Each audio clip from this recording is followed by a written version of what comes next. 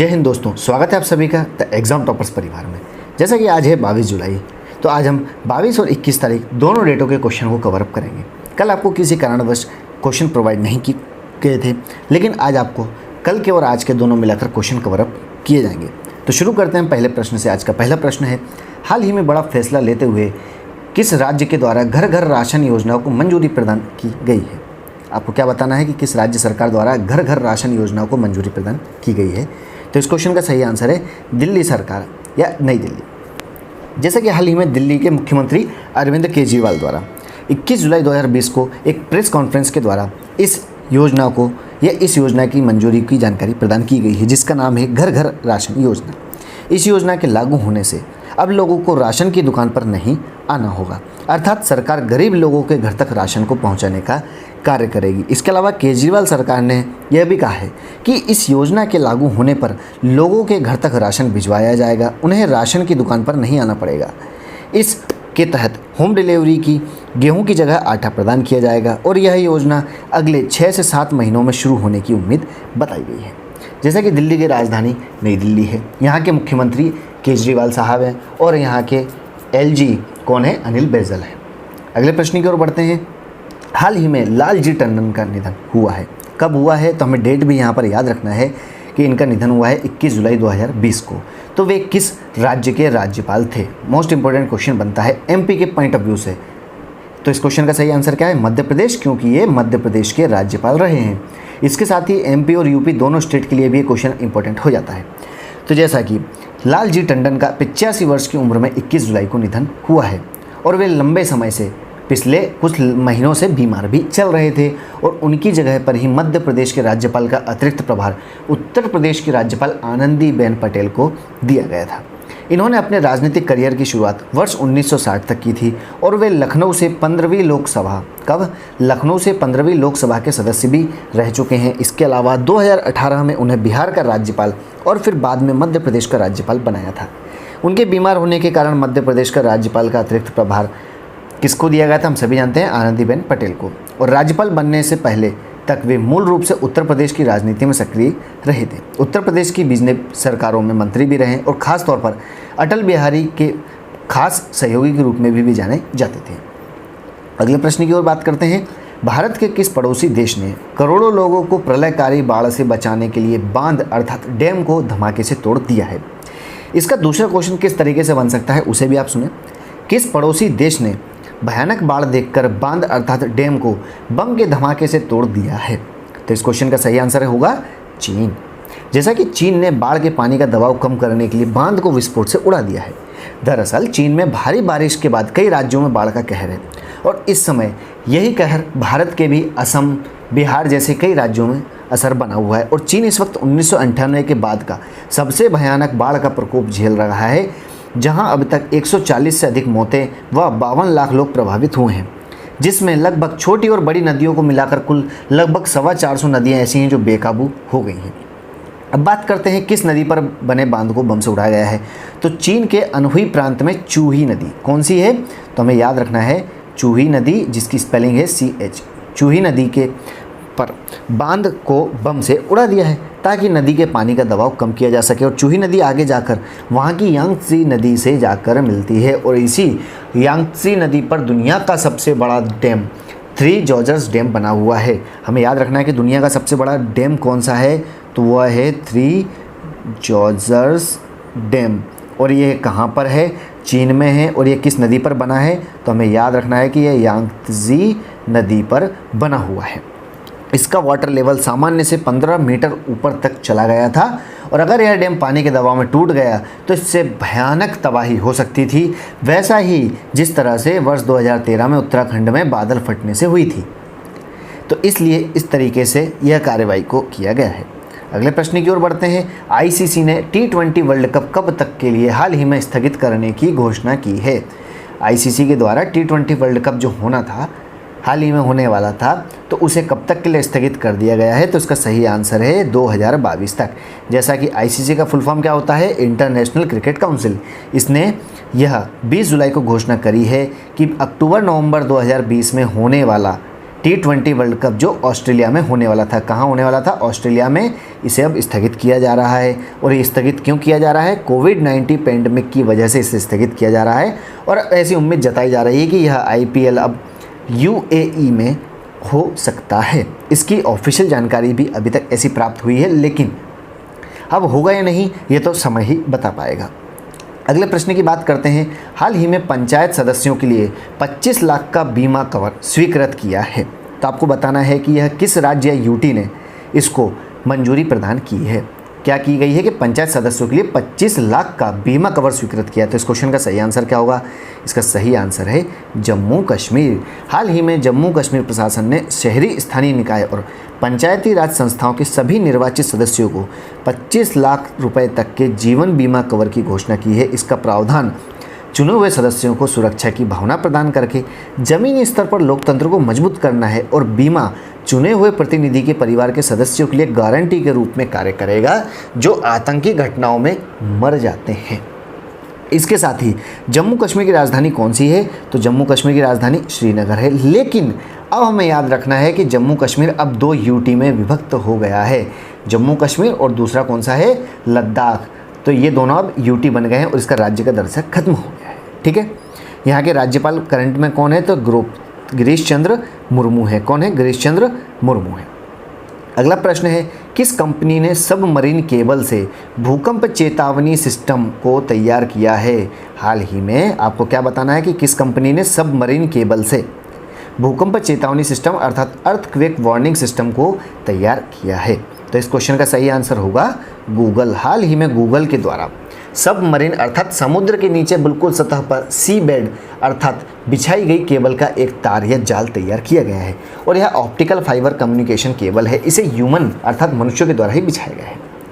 Continent और ocean के बीच में से तैयार किया गया है ताकि हम प्रॉपरली कनेक्ट कर पाएँ इंटरनेट और बहुत सारी कम्युनिकेशन डिवाइस है। इन सभी को दुनिया में इंटरनेट इसी के जरिए चलता है। किसके जरिए? सबमरीन केबल के जरिए। जैसे आप वीडियो देख रहे हैं या अभी आप जो करंट अफेयर्स का वीडियो देख रहे हैं वो अमेरिका में मौजूद गूगल के सर्वर में है। तो यह वीडियो का डेटा आप तक अमेरिका से समुद्री केबल के थ्रू इंडिया पहुंचा और फिर आपके मोबाइल तक, और यही तमाम वेबसाइटों के साथ भी होता है। हाँ, कुछ साइट सर्वर के इंडिया में भी हैं तो उसका डाटा यहीं से मिल जाता है। तो सबमरीन केबल को गूगल सहित दुनिया की कई कंपनियों ने बिछाया भी है। ये केबल इस तरह से दिखती हैं जैसे इसकी कोटिंग की गई हो। इसे शार्क या कोई समुद्री जीव इसे बाइट करने की कोशिश करे तो वे इसे नुकसान नहीं पहुंचा पाती हैं। अब बात आती है भूकंप की। तो सबसे पहले यह जानिए कि अर्थक्वेक या भूकंप का प्रेडिक्शन हम करते हैं लेकिन कुछ सेकंड का। ये इतना कम वक्त का होता है कि इसका कोई फ़ायदा ही नहीं। जैसे वैज्ञानिक यह बता देते हैं कि अगले 100 साल या 300 साल में किस बड़े क्षेत्र में भूकंप आ सकता है, तो इतना लंबा पूर्वानुमान का भी कोई फ़ायदा नहीं है क्योंकि यह समय के अनुसार बदलता भी रहता है। भूकंप का इतिहास तो ऐसा है कि दुनिया भर में बहुत सारे भूकंप आते रहते हैं और इसकी वजह से सैकड़ों लोगों की जान भी जाती है। अगर पिछले 100 सालों की बात करें तो सबसे बड़ा भूकंप आया था 1976 में चीन के तांगशेन में। यहाँ भूकंप से लगभग 2.5 लाख से अधिक लोग समाप्त हुए थे। जनवरी 2010 में हैती में 3 लाख से ज़्यादा लोगों की मौत हुई थी एक छोटे से ही देश में। इसके बाद नेपाल में कुछ साल पहले ही भूकंप आया था जिसमें हज़ारों लोगों की जान गई, और इसके बाद और भी कई आए जैसे कि सुनामी का तो पहले ही पूर्वानुमान लग जाता है सैटेलाइट से। इसके बाद भूकंप का भी पता लग जाता है। ऐसी बहुत सारी ऐसी चीज़ें होती हैं कि जिसका समय रहते अगर सही तरीके से अनुमान लगा लिया जाए तो हम बच भी सकते हैं।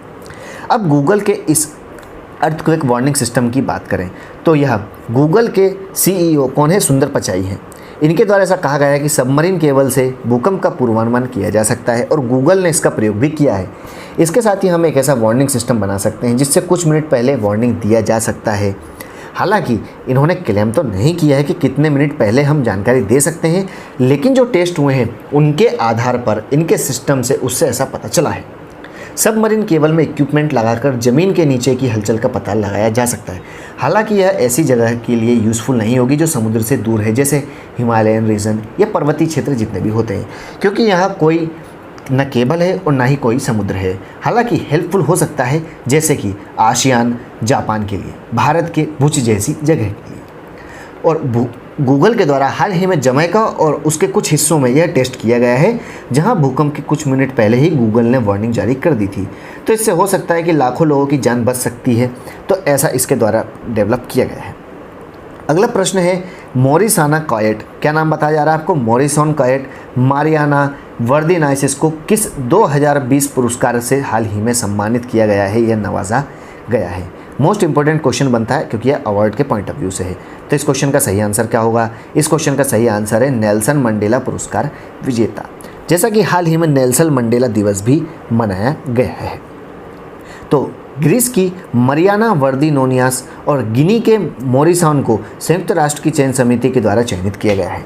संयुक्त राष्ट्र महासभा के अध्यक्ष, हमें याद रखना है कि यूएन के अध्यक्ष कौन हैं, तो इसके अध्यक्ष हैं मोहम्मद बंदे। क्या नाम है? मोहम्मद बंदे ने इस पुरस्कार के विजेताओं की घोषणा की है और ये सम्मान उन व्यक्तियों को दिया जाता है जो मानवता की सेवा के लिए अपने जीवन को समर्पित करते हैं।